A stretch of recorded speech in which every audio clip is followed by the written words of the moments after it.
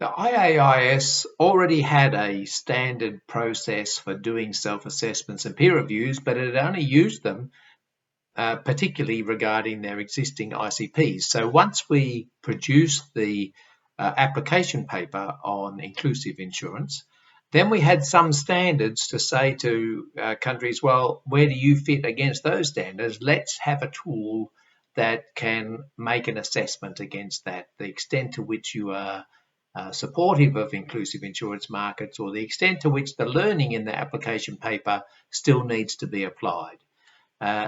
Each country received their own questionnaire and responded, and the expert group that was put together assessed those questionnaires, looked for consistency across all the jurisdictions that applied, and then provided each country with a report for their own use about how they were supportive or not, to the extent they were on against the application paper and the suggestions that were in that paper. And then also they could use that report as a motivator for change where they had identified shortfalls. And so that was really fantastic.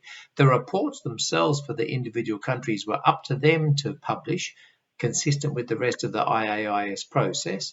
But each country could use those reports in discussion with donors for potential technical support and things like that. Equally, the first exercise of that self-assessment was really useful in providing a benchmark for where we were globally in terms of implementing the kinds of ideas that we'd come to think about being useful through the application paper and through the earlier studies that had been done. So then we had this benchmark of good practice. The question was, where are people against that good practice?